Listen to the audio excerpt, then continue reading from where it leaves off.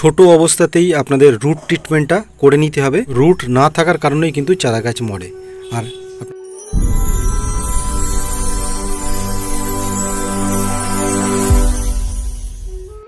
বাচ্চারাও করতে পারবে পিটুনিয়া নিয়ে আর কোনো সমস্যা হবে না যদি এই ভিডিওটি সম্পূর্ণ দেখেন। তার কারণ দেখুন, আপনাদের চোখের সামনেই দেখাবো যে আমরা কি ভুলটা করি।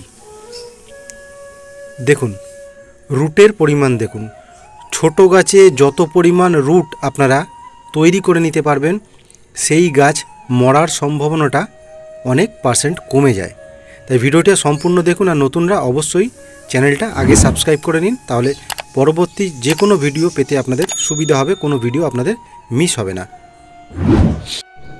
নমস্কার বন্ধুরা, আপনারা দেখছেন কেটিস গার্ডেনে আপনাদের সকলকে স্বাগত।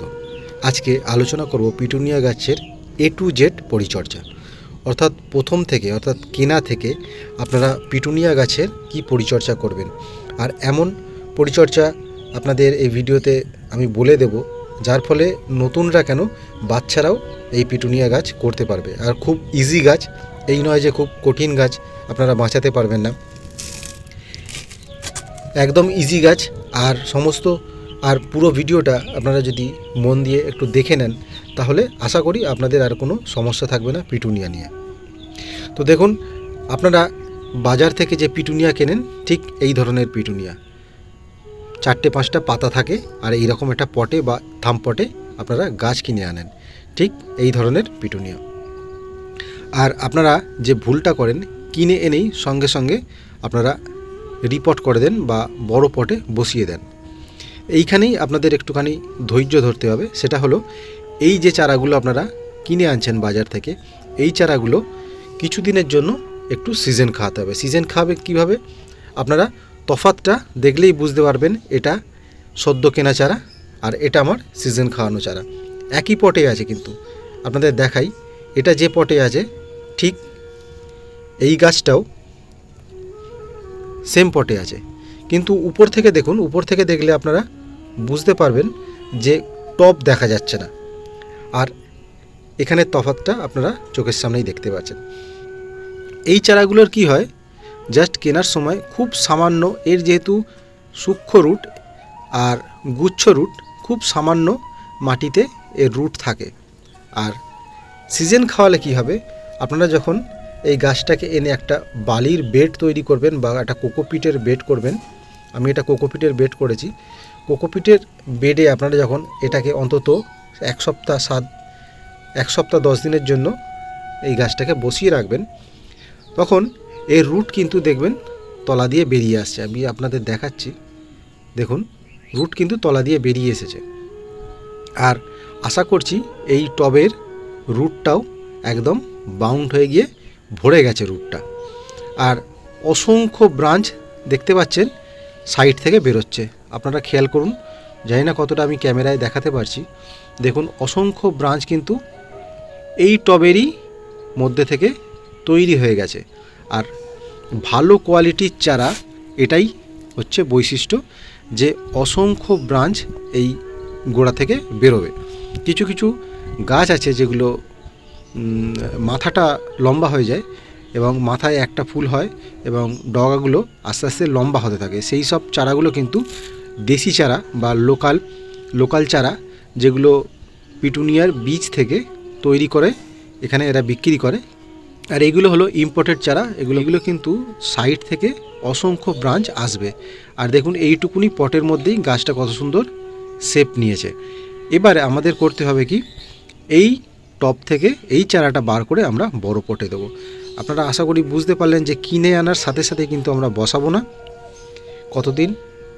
7 দিন থেকে 10 দিন আমরা এই চারাটাকে রেস্ট দেবো এবং রুটটাকে বাড়িয়ে নেব।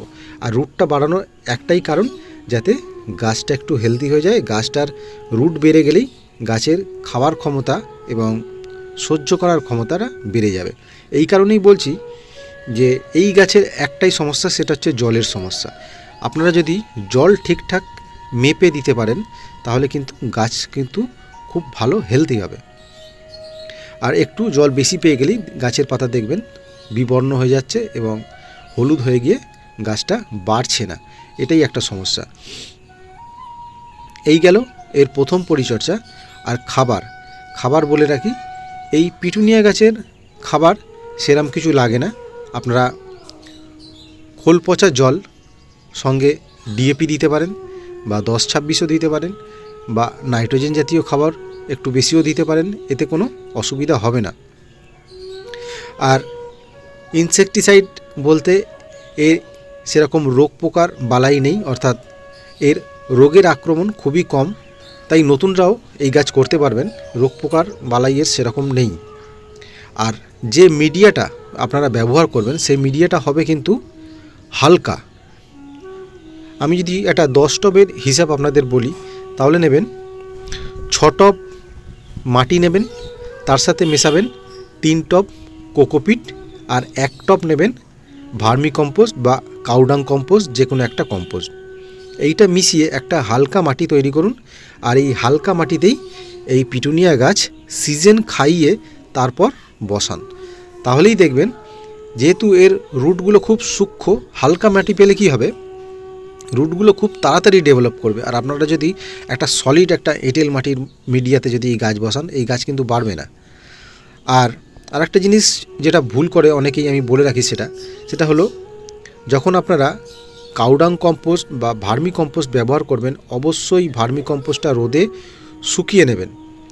না হলে সমস্যাটা হয়, অনেকেই বলে যে আমি পিটুনিয়া গাছ বসিয়েছি কম্পোস্ট দিয়ে, ভার্মি কম্পোস্ট দিয়ে, কিন্তু গাছটা 1 মাস হয়ে গেল, ঠিক যেভাবে বসিয়েছিলাম ঠিক সেইভাবেই গাছটা আছে, গাছের কোনো গ্রোথ নেই, গাছ বাড়ছে না। যে হাইটের গাছ, যে ভলিউমের গাছ আমি বসিয়েছিলাম, সেই ভলিউমের গাছ কিন্তু একই আছে, গাছের কোনো গ্রোথ নেই, গাছ বাড়ছে না। তার একটাই কারণ হলো, যে ভার্মি কম্পোস্টটা আপনি বসাচ্ছেন, যে ভার্মি কম্পোস্টটা দিয়ে আপনি মিডিয়াটা তৈরি করছেন, সেই ভার্মি কম্পোস্টটা কিন্তু ভেজা। এর ফলে কি হয়, এই ভেজা ভার্মি কম্পোস্ট বা কাউডাং কম্পোস্ট বা গোবর সার যাই বলেন না কেন, এর মধ্যে ভেজা থাকলে বা ময়েশ্চার থাকলে একটা গ্যাস তৈরি হয়, যেই গ্যাসটা কিন্তু রুটগুলোকে আস্তে আস্তে ড্যামেজ করতে থাকে। আপনারা উপর থেকে দেখলে বুঝতে পারবেন না, কিন্তু ভিতর থেকে রুটগুলোকে আস্তে আস্তে পচাতে শুরু করে। তো নতুন রুট যখনই তৈরি হবে না, গাছ খেতে পারবে না, গাছ থমকে যাবে, গাছের বার কিন্তু আটকে যাবে। এইটাই একটাই কারণ। তাই সম্পূর্ণ প্রসেসগুলো জেনে আপনারা এই গাছ করুন। আর ভিডিওটা সম্পূর্ণ দেখুন, আশা করি সম্পূর্ণ দেখলে আপনারা বুঝতে পারবেন যে কিভাবে আমরা পিটুনিয়া গাছ করব। খুব সহজ পদ্ধতিতে কয়েকটা জিনিস আপনারা যদি ফলো করেন, তাহলে আপনাদের গাছ করা কিন্তু অনেক সহজ হয়ে যাবে। আশা করি সম্পূর্ণ ভিডিওটা আপনারা দেখবেন এবং এইভাবে গাছ করবেন, তাহলেই আপনাদের গাছ কিন্তু আগামী মরশুমে ফুলে ভরে উঠবে। অসংখ্য অসংখ্য ধন্যবাদ যারা ভিডিওটা সম্পূর্ণ দেখলেন। আমি আবার আপডেট নিয়ে আসবো, যেখানে অনেক কিছু আলোচনা থাকবে। তাই যারা এখনও সাবস্ক্রাইব করেননি, তারা অবশ্যই চ্যানেলটা সাবস্ক্রাইব করে পাশে থাকা নোটিফিকেশান বেলটি প্রেস করে অলে ক্লিক করে রাখবেন। তাহলে দেখবেন কোনো ভিডিও আপনাদের মিস হবে না। ভালো থাকবেন, সুস্থ থাকবেন, এভাবেই গাছ করতে থাকুন। অসংখ্য অসংখ্য ধন্যবাদ ভিডিওটি দেখার জন্য।